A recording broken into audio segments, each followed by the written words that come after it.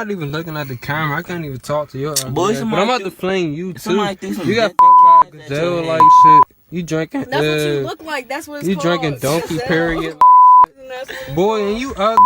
Yo, John, I will nigga. cut your you look bleach, like you made a peanut Boston butter baked like bean shit. head looking ass up, boy. In African American culture, the dozens, or roasting, is a form of ritualized insult where the roaster, person giving insults, and the roasted, person receiving insults, take turns swapping roles in an attempt to best or verbally defeat the other. Typically, a winner is chosen by whoever quits first or whoever has the best crowd reaction or support. Historically, a game similar to the dozens exhibited in West Africa called Ikocha Nkocha translates to making disparaging remarks and requires the participation of both a roaster and a roasted, as well as crowd interaction and instigation. The older generation tended to call it the dozens, while my generation referred to it by many different names depending on where you were from. But little did we all know that this likely came from Africa. Now, in the hood, roasting is a very integral skill to have. And if you ever find yourself in a roast battle without the ability to roast, then you got yourself in a tough spot. Sometimes, we may giggle and think they're funny, but to someone who may be sensitive about some aspect of their physical being, it can be very damaging for a long period of time. I remember having the feeling like, why do we do this? We love to play the dozen, snapping, cracking, dissing, whatever you call it when we come here. So you can't take it personal because we might just pick on you. And if you can't take it, if you can't take the heat, shame on your black ass, all right? According to Lefevre, roasting acts as a social and political respite, allowing black people to take anger out on one another instead of their real enemy, the white society. Because of this, we often joke about real issues we experience in order to process them. Roasting one another about real-world issues and problems we experience can turn what's supposed to be a fun game amongst community members into a verbal battle that can possibly lower one's self-esteem. Could this possible exhibition of lowered self-esteem be characterized as vacant esteem? Self-esteem is defined as a person's appraisal of his or her value, or a self-acknowledgement of an individual's qualities and characteristics. Not to be confused with self-worth, which is more of a self-evaluation of internal beliefs and stable factors, such as deservingness or worthiness of love, respect, and consideration. Vacant esteem should not be somehow confused with low self-esteem. Low self-esteem is when you can't do as many chin-ups as maybe your sister or your brother. I'm not talking about that. And I don't think esteem should be measured in terms of low and high, because there are people with perfectly high self-esteem that are assholes. And you have to go to meetings with them, don't you? But they have high self-esteem. They ain't right, though. So I think esteem should be measured in terms of accurate esteem. Accurate esteem. Do you have an assessment of yourself that is appropriate? Not high or low, accurate and healthy. Connectedly, according to Dr. Joy DeGruy, vacant esteem is the belief that one has little or no worth because of the pronouncements of one's inferiority from three key spheres of influence: society, community, and family. When thinking in terms of self-esteem, researchers typically use the language of high and low. Dr. Joy DeGruy argues that this is an insufficient basis. However, studies show that African Americans' self-esteem rises during adolescence and again during young adulthood, while following similar trends of other races with a steady decline of reported self-esteem in old age. Go ahead. Boy, that boy, your ass look like the rat off the Ninja Turtles. Ugly ass, boy, Mojo, stupid ass. Boy, you're homeless, your pocket coming out your pocket. Stupid ass, boy, Mojo, dumb ass. You got on Valentine's shoes with no date. Ugly ass, boy. Is you? Boy, if you don't get your that scream to be funny ass boy.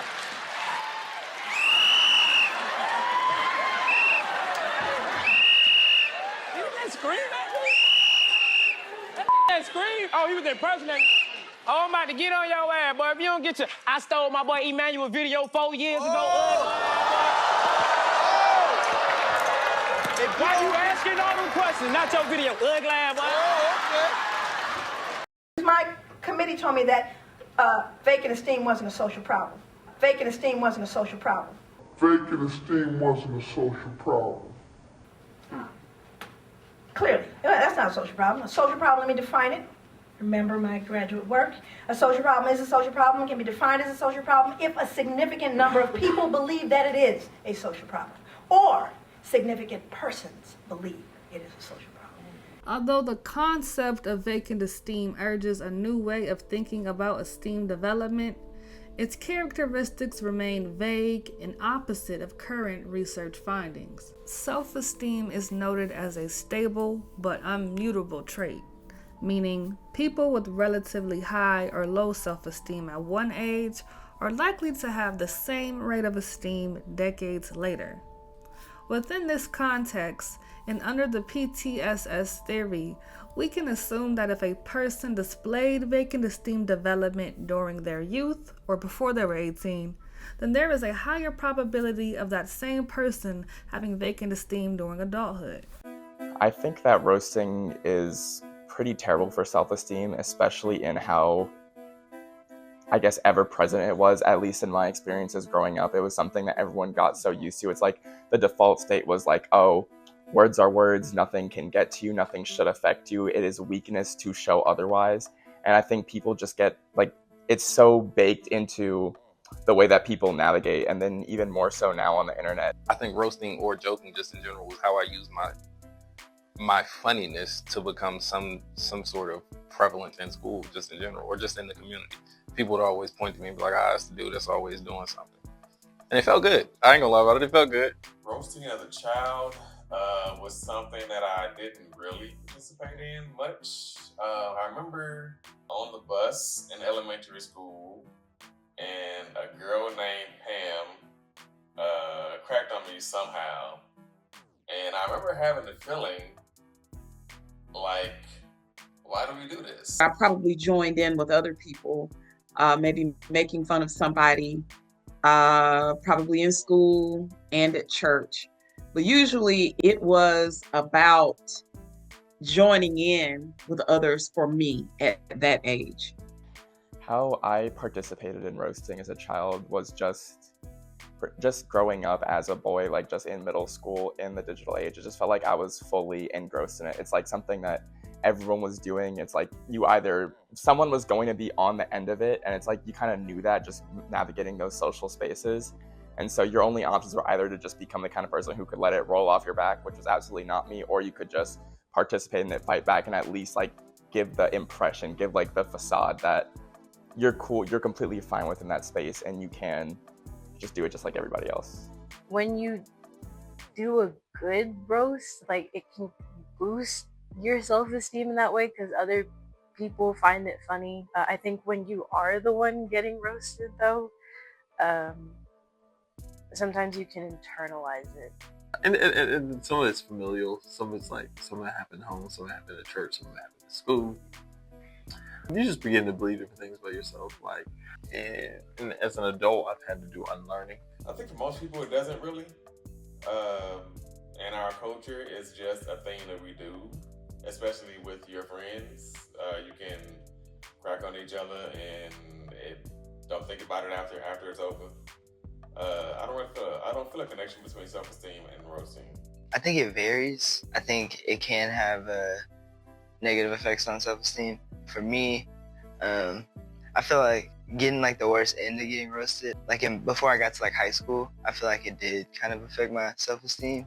I was a bad child in class that had something to say about everybody, pretty much. When I was younger, I was really big into joking. I think it was something that just came from my family. Oh my God, man, to hear more, man! We'll be built down. Hey, your ass look like James Earl Jones off Media Man. Only you. Hey, you. Hey, Tahir got no teeth in his mouth, ready to gum you down.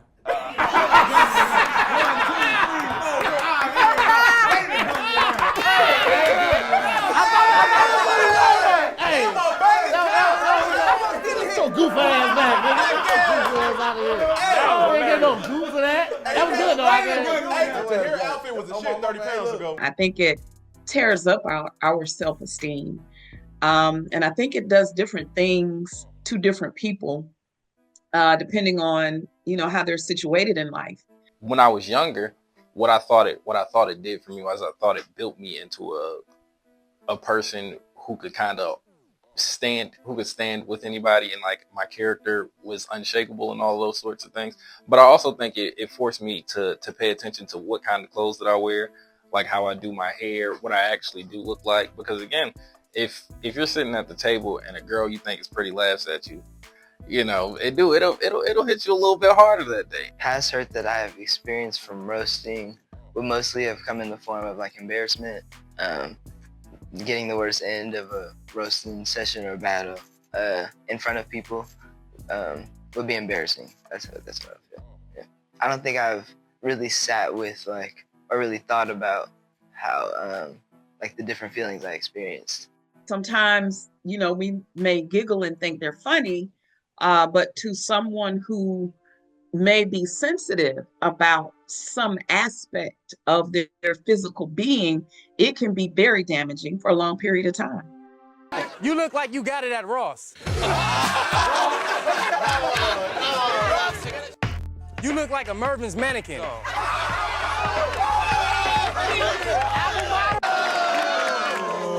Did you come to say your mama jokes or tap dance?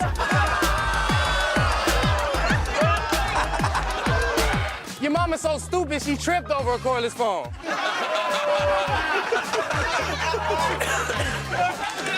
Your mama looked like Cedric the Entertainer with a wig.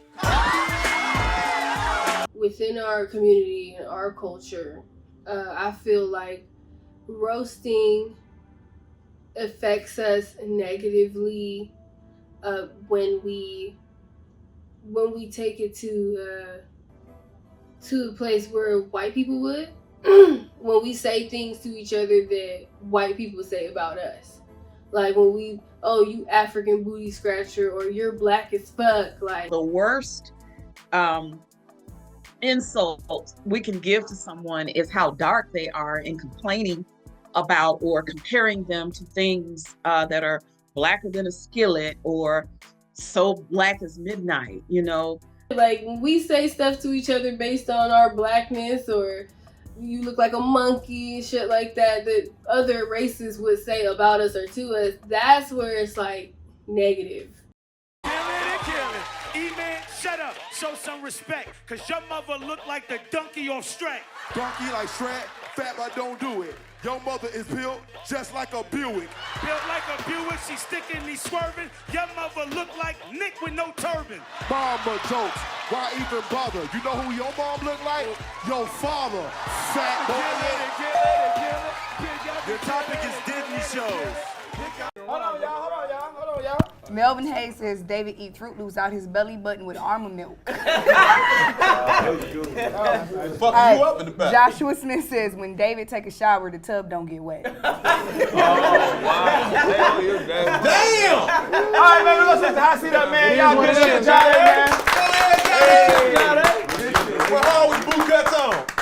Coming to the hot seat, man. The creator, my dog, all the way from Los Angeles, California. Y'all give it up for Patrick Clouds, y'all. Yeah. Hey, what's up, baby? Yeah. Starting shooting guard for the Los Angeles Sparks. This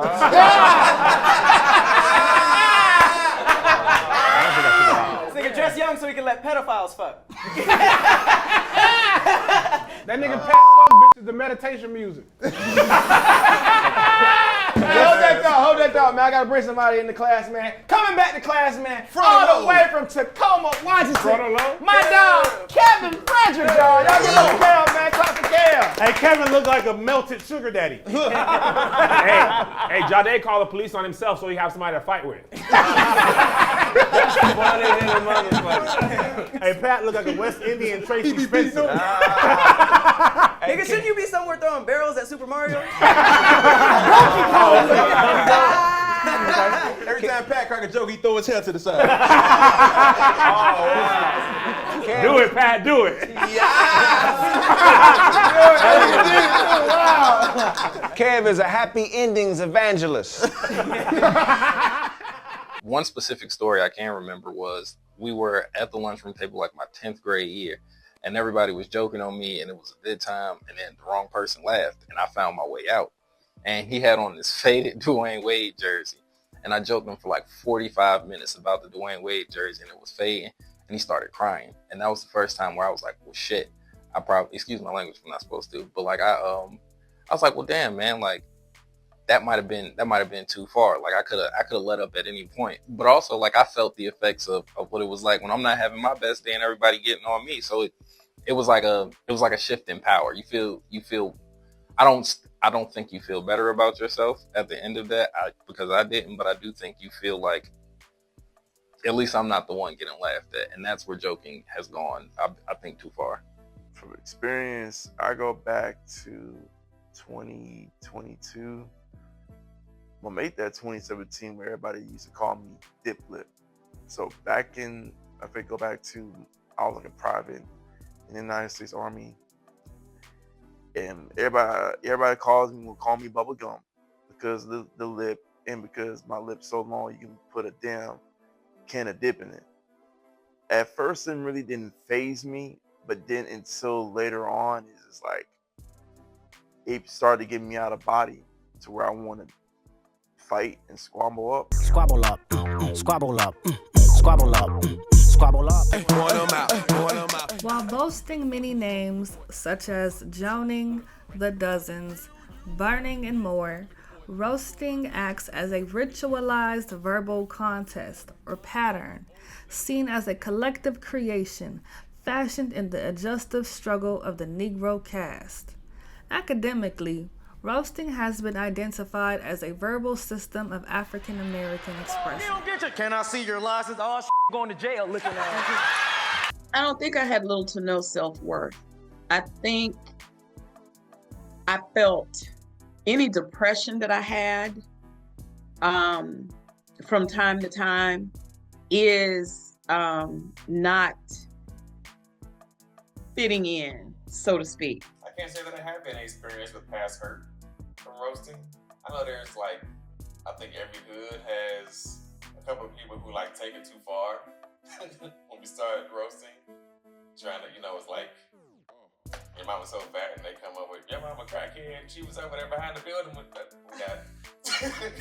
But even with that, it's just like, something wrong with your boy, you need to go get him. It's not like your feelings gotta be hurt behind that. It's just, this person don't know how to play right. In my adolescent life, little to no self-worth. I honestly don't think so. Yeah. I think in my adulthood, I think that like it has a more positive effect on my esteem, participating in roasting, like with my friends at the level that we do now. I think that, yeah, it actually like would boost my self-esteem in some ways, joking with my friends. As I got older, I stopped roasting people and matured and realized how it damaged people. I'm a discerning person, so I put myself in people's shoes and see what they're going through. I went through a whole transition where I used to protect people who was getting roasted, because I know how I have flashbacks of how when I was roasting people and probably how I damaged them and how it made them feel when I witnessed someone do it to them. As we can see, many participants of roasting describe uncomfortable experiences with playing the game. However, many of these same participants indicate not feeling permanently lowered self-esteem. I think the way that roasting has changed, I've gotten older, I wouldn't even know if I would call it change, because I feel like what I see online is pretty similar from the stuff I was hearing. Like, kids are as nasty as they've always been, people are as rude as they've always been, they've cared as little as they've always been. But I feel like now it's a thing, I'm seeing it online and I see it everywhere in a way that's like even more so, because it's like you had that experience when you were younger and like everyone's roasting people and it's like maybe someone else gets something made fun of and you're like, oh, like, I have that too. I hope they don't notice that. Maybe I should wear long pants to school tomorrow so no one notices my ankles the way they just roasted this person's ankles. But I guess if I could summarize why I think it's changed, I just feel like it's so much more present now, and it's so much more hard to, or so much more difficult to escape. I don't feel like it's really evolved too much. I would still say a lot of stuff to people now that I would say 10, 15 years ago in school. Do you still participate in roasting? Why or why not?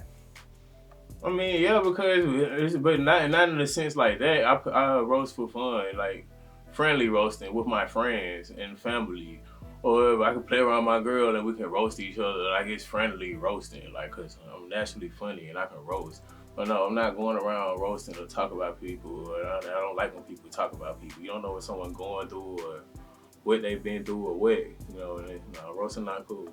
It's still how some of my friends talk to each other, or like we'll reference back to things from our adolescence and talk about like, we're still grown and you still do this type of thing. It's never super personal.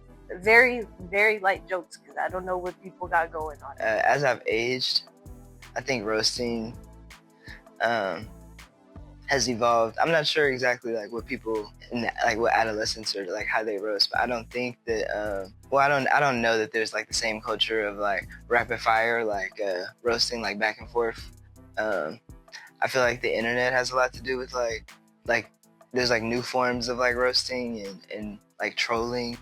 As I've gotten older, like I think that me and my friends still engage in a level of roasting. It's like it's evolved from that like rapid fire, like in front of people, like just going back and forth. Like we just kind of joke on each other, like back and forth a little. Like it's changed. It's like I don't know how to describe the change necessarily, but it's evolved, and it's not as like I wouldn't feel as embarrassed necessarily. Your house so small, you gotta eat a large pizza outside. Motherfucker, you got a blood pressure shirt on. What's your blood pressure, 120/70? I don't know, your mother checked it last night. Your father so black when that motherfucker, he don't sweat, he just starts smoking. Motherfucker, you go down on a girl with them fucking teeth, you give her a hysterectomy and a shave. Your father so black, you gotta put on white gloves to eat chocolates. Your mother so yellow, if I cut her, she bleed cocoa butter. Motherfucker, your head is so big, you put stretch marks on your hats. This nigga got a fitted hat on that don't fit. You don't know what a fitted hat is, do you? Keep attacking him. This nigga mother sucks so much dick, she got a job at the sperm bank spitting in cups. Your shirt so tight, you growing hair through that motherfucker. Your eyes so close together, motherfucker. When you look left and right, it look like you're going backwards. Your head so big, you gotta put Vaseline on your head to put it on. This nigga right here got fucking fake ass. You can't even talk to a little bitch. Yeah, I know. Your sister's so stupid, she got fired from the sperm bank for drinking on the job. Now bring it, motherfucker, bring it. Bring the noise. Somebody cut this motherfucking neck off. One leg and 2 feet. This.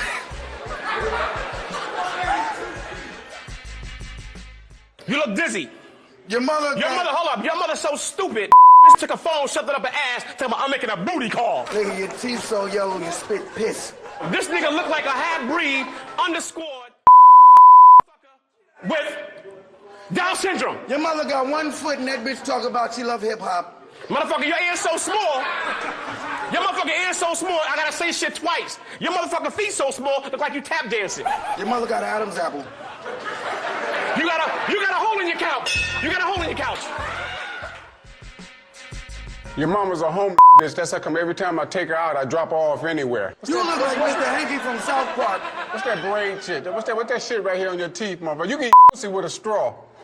Your mother's so stupid, that bitch put the air conditioner in the window backwards and told everybody she was chilling outside. You look like a Fraggle Rock extra. Mm-hmm. Your mama's so blind, the glasses so thick, she can look at a map and see people waving. You ain't got no mama, you got 2 daddies. And I'm both of yours. I feel like as an adult, unless somebody is blatantly trying to disrespect me, it's not bothering me. That just comes with time and maturity.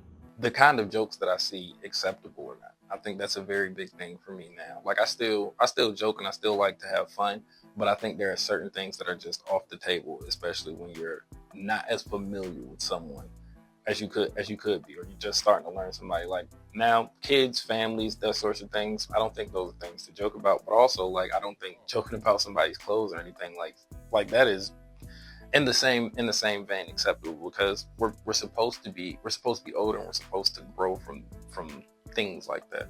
When I was younger, it felt like I was kind of just like pretending that everything rolled off my back and that I could joke along and poke fun at myself in the same way to like stay accepted. And as I'm older, I've just kind of built up my esteem enough to where that is actually true. But that doesn't mean that there aren't some times where it can still really hurt, especially if there's like a specific like insult that I haven't heard in a while, or maybe something that really just kind of recreates the way that I felt as a kid, especially, I find like extremely triggering. And if I feel like I have been insulted in that way, or if I do get put back in that place of like how it used to be, then yes, that will upset me a lot. And I try to like make it known in that moment too, so it doesn't happen again.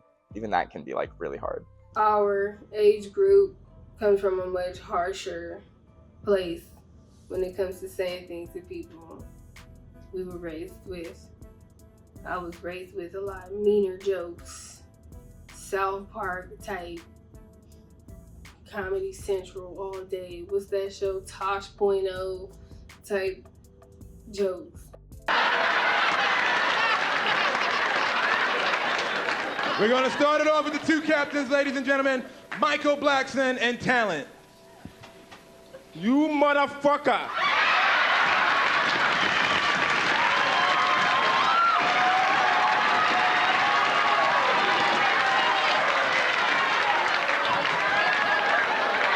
You're a motherfucker.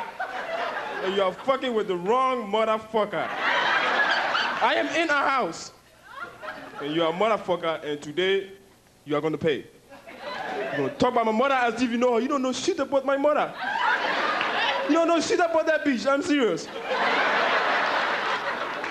Tonight, I'm interested in your mother. That bitch with the big ass head. Head so big, every time she tie her shoes, she flip the fuck over.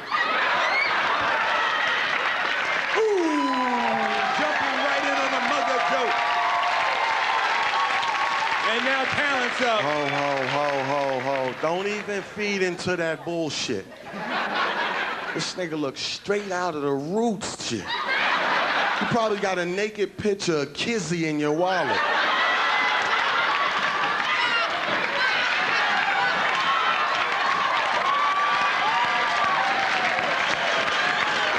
Yeah, that'll do. Okay. It's Tracy Morgan and Monique.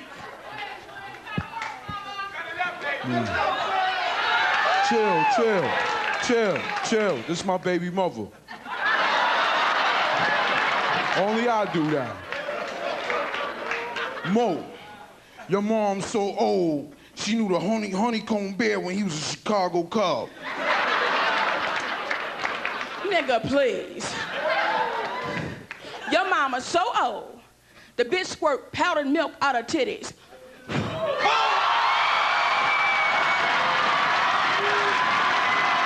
When you roast, do it for the sense of joy and a sense of laughter.